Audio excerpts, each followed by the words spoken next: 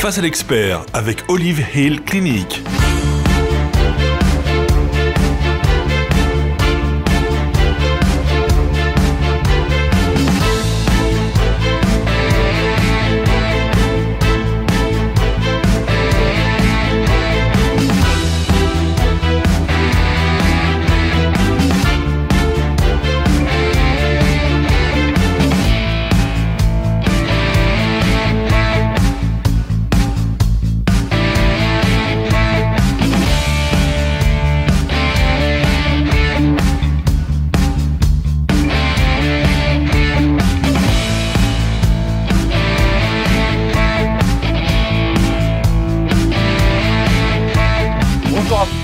À quelques encablures de Marrakech se dresse une réelle institution. Et cette institution incroyable est spécialisée dans le traitement des addictions et des troubles du comportement.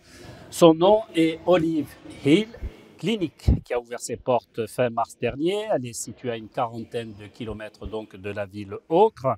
Et nous avons effectué volontairement le déplacement ici à Marrakech pour nous rendre compte du travail accompli par la centaine d'employés, dont évidemment des médecins et des spécialistes, tous versés dans les problèmes neurologiques. Nous sommes avec le professeur Bouchra Ben Mohamed, directeur médical et psychiatre, responsable de cette entreprise. Professeur Bouchra Ben Mohamed, bonjour. Bonjour à vous et merci pour l'invitation. Et merci de nous accueillir, c'est vraiment agréable. Hein. Oui. Comment décrire cet endroit-là précisément? Ça procure de la paix. Oui, voilà. Déjà, sérénité. Oui, sérénité. C'est une sorte de remède, véritablement. Oui, déjà le cadre, on est gâté par ce cadre. C'est très magnifique, c'est les atlas à côté et c'est vraiment paisible. C'est ça le mot que les patients disent. Comment est née cette incroyable structure, l'idée, le projet en lui-même? L'idée, je pense, elle découle déjà du fait qu'il y a un besoin et un besoin réel. On sait tous que l'addiction, la dépendance en général, c'est un fléau à travers tout le monde et notre région n'est pas épargnée. Ça, d'un point de vue prévalence et fréquence de la maladie, mais aussi en termes individuels, par la souffrance qu'elle engendrait sur l'individu, la famille, la société. Et donc, c'est quelque chose qu'on devrait avoir plusieurs réponses et plusieurs solutions pour pouvoir remédier à ce trouble. L'idée aussi, elle est née et s'inscrit dans toute une stratégie de ce pays, du Maroc, qui a essayé de mettre en place des stratégies sanitaires pour justement lutter contre cette maladie en termes de prévention, mais aussi de prise en charge. Et bien sûr, pour diversifier l'offre de soins, autant de solutions pour un problème qui est très complexe et donc de chaque pierre à l'édifice va contribuer à une bonne solution. Alors cela reste quand même un concept d'utilité publique. En quoi cette clinique, elle se différencie des autres, en tout cas à travers sa méthode, qui est une méthode anglo-saxonne, qu'on ne trouve pas dans le monde francophone, on va dire? Oui. Ce qu'on a essayé de faire ici, c'est justement d'importer un concept qui est anglo-saxon, une façon de voir l'addiction ou la dépendance dans sa globalité. Et donc c'est une prise en charge qui est globale, holistique, qui essaie justement de renforcer les outils pour aboutir à une abstinence, mais une abstinence plutôt durable. Parce que le problème avec l'addiction, c'est qu'on arrive à arrêter à un moment ou à un autre, mais le problème, c'est qu'on devrait rester arrêté, comme les patients disent. Et donc, la continuité, en fait. Voilà, c'est la continuité dans le temps, et c'est ça le vrai challenge en matière de dépendance. Donc, ce qu'on ramène comme concept et comme nouveauté, c'est une méthode qui a été connue aux États-Unis, dans l'Angleterre et tout. Ça a l'air de se propager à travers l'Europe parce que les études, ils ont validé le recul, donc avec le recul que nous avons, l'efficacité de ces méthodes. Et donc, en fait, on a construit un modèle qui a mis en œuvre 3 méthodes thérapeutiques associées. C'est les méthodes thérapeutiques les plus connues et les plus validées en matière scientifique, à savoir donc le modèle Minnesota ou ce qu'on appelle en anglais 12 Steps Facilitation Therapy, la thérapie cognitive et comportementale et le modèle motivationnel.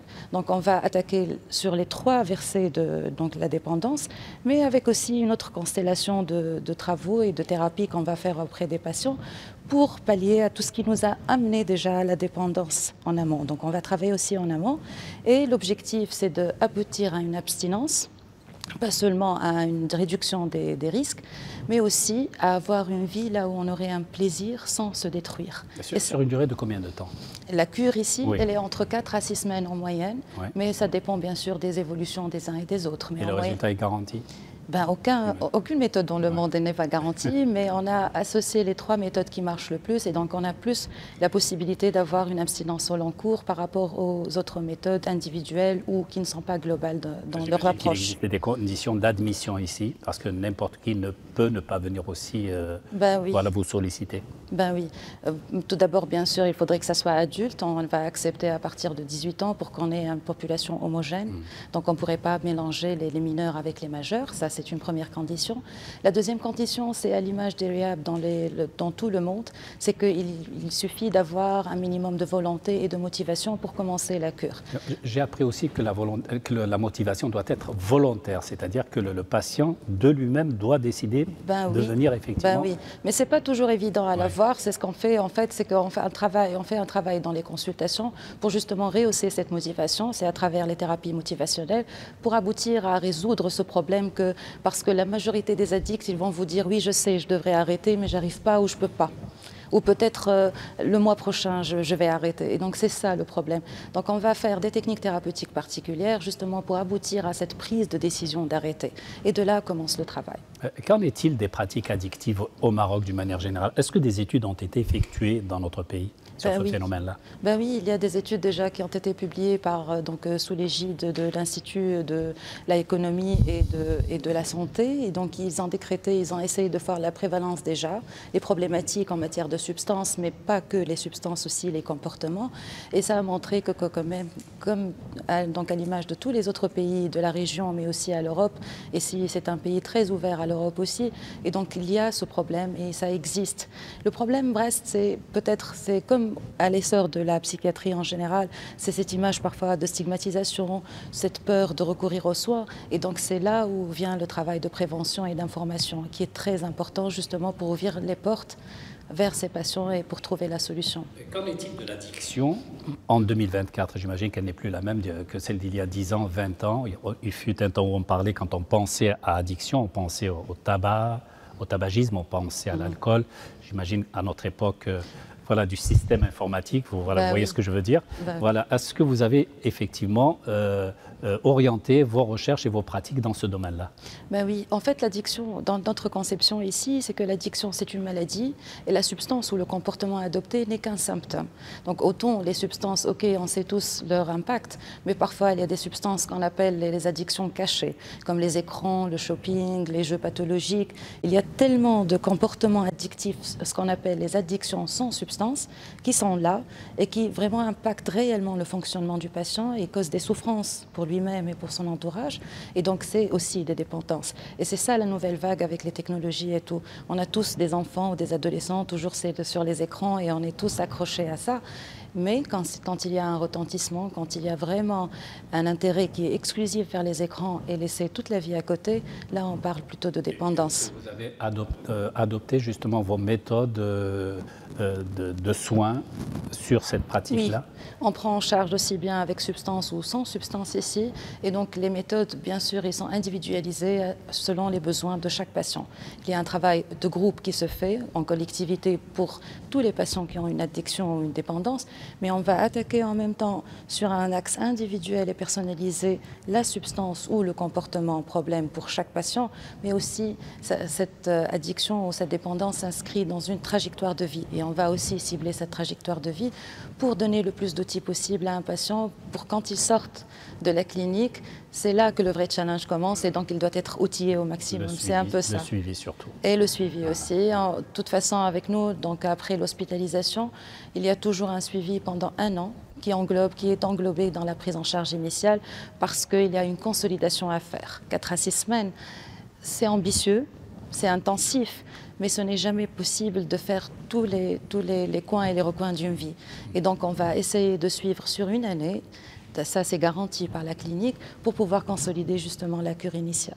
Alors, le mode d'emploi pour les personnes qui nous regardent et qui nous écoutent, concrètement, cela se passe comment au quotidien, au jour le jour? en direction donc, des patients qui vous sollicitent. Comment ça se passe dans la journée, du matin, l'après-midi, le soir? Donc, pour les demandes ici au Maroc, mais on recrute aussi l'international parce qu'on procure un programme bilingue en français et en anglais. D'ailleurs, c'est la première structure ici en Afrique qui traite du modèle Minnesota en français.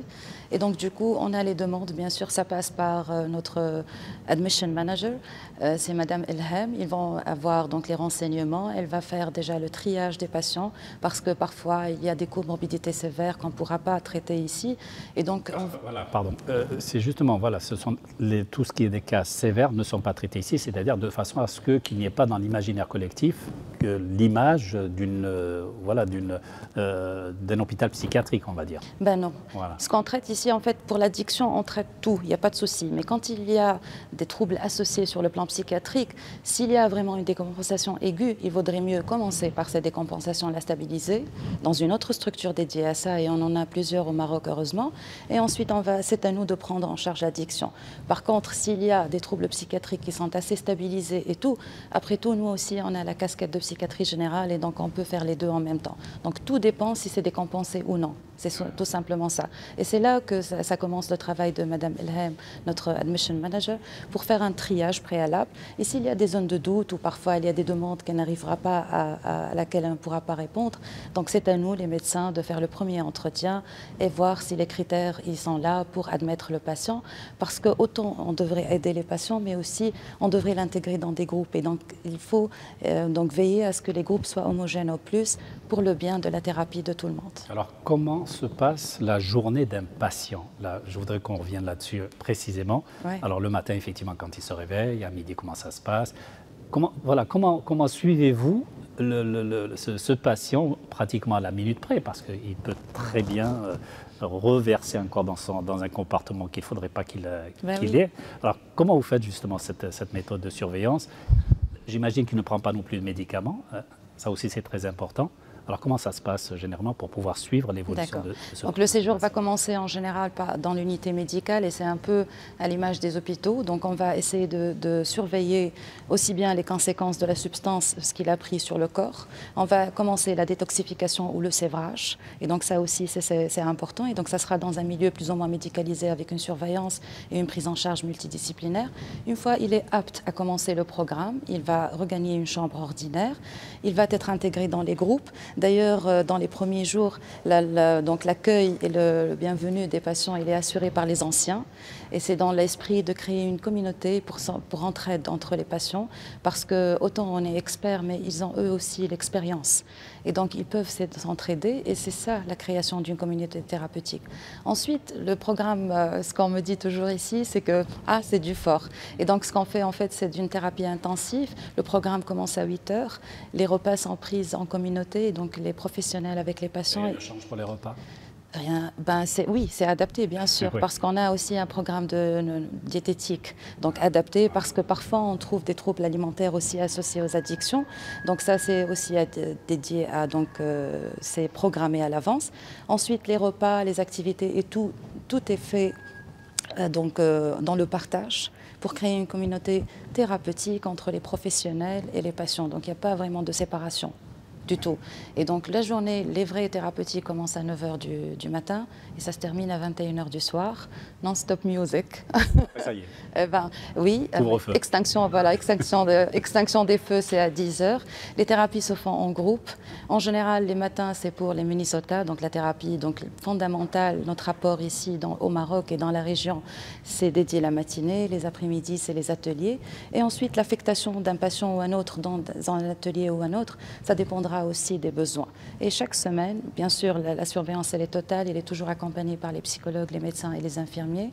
Et je devrais mentionner aussi que nos infirmiers, nos psychologues, ils ont été tous formés au préalable pendant 6 mois, avant même l'ouverture de la clinique, à ces techniques. Et ensuite, bien sûr, on se réunit chaque matin. C'est des réunions de passation pour voir qu'est-ce qu'on pourrait ajuster au jour. Et une grande réunion jeudi pour discuter de la prise en charge, qu'est-ce qu'on a fait jusqu'à là et qu'est-ce qu'on pourrait rajouter aux patients. Bien sûr, il y a aussi des activités de bien-être, comme la réhabilitation physique, les activités de piscine, de spa et tout. Et ça entre dans le cadre, d'une part, pour diminuer un peu la charge, parce que c'est un travail émotionnel très fort et intensif, mais aussi pour réapprendre aux patients à avoir plaisir sans recourir à la substance, retrouver les plaisirs simples de la vie. Et ça, on va le réapprendre ensemble aussi.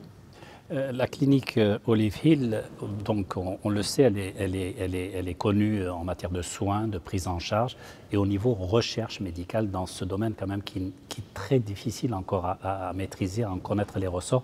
Comment ça se passe ici? Est-ce qu'il existe une cellule effectivement dédiée à la recherche sur la dictologie? Oui, j'ai la chance en tout cas de côtoyer et de travailler avec professeur Massimo Riccio, avec monsieur Yves Jomini, qui sont des experts, chacun dans son pays, en matière de soins et de dépendance. Ce qu'on essaie de faire ici aussi, c'est de mobiliser tout le personnel pour une formation continue, pour faire des statistiques sur ce qu'on a fait, pour essayer d'étudier au cas par cas ce qu'on peut améliorer et pas, et aussi de s'ouvrir sur les nouvelles techniques. Ce qu'on est en train maintenant de faire et d'installer, c'est de ramener l'RTMS, qui est une technique de stimulation par rapport donc aux addictions, pour mobiliser aussi les techniques de stimulation dans ce sens. On est ici aussi en train d'implémenter la TDCS, la réalité virtuelle, donc c'est des techniques nouvelles, et on va essayer de voir la réponse et donc l'acceptabilité et surtout par rapport à nos patients, bien sûr, avec le travail de base qui est là. Et ce sont aussi des techniques qui ont été validées à travers le monde et on devrait faire profiter à nos patients aussi de ces techniques. Donc c'est un peu ça. Et avec le recul, bien sûr, on garde les statistiques de ce qu'on fait, le temps d'abstinence, les rechutes, est-ce qu'il y en a eu, pourquoi et comment. Et donc tout ça, ça va être fait donc, dans un cadre de recherche et de statistiques, justement pour à chaque fois on rectifie le tir et on améliore les soins. Et c'est important, je pense. S'il est un conseil à donner aux personnes qui nous écoutent, aux parents, ce serait lesquels pour terminer cet entretien? Je dirais, n'ayez pas honte, n'ayez pas peur. C'est une maladie, ce n'est pas un égard de comportement. Vous souffrez, mais le patient aussi souffre parce qu'il est dans l'absence de contrôle. Et que les solutions existent. Oui, les solutions existent et il faut toquer sur les bonnes portes. Voilà. Et nous avons toqué justement sur la bonne porte. En tout cas, merci beaucoup, professeur Bouchara Ben Mohamed. Je rappelle que vous êtes directeur médical et psychiatre responsable de la clinique Olive Hill. Encore une fois, nos remerciements les plus sincères. Et merci de nous avoir accueillis ici. Merci à vous de nous avoir suivis et à très bientôt, Inch'Allah.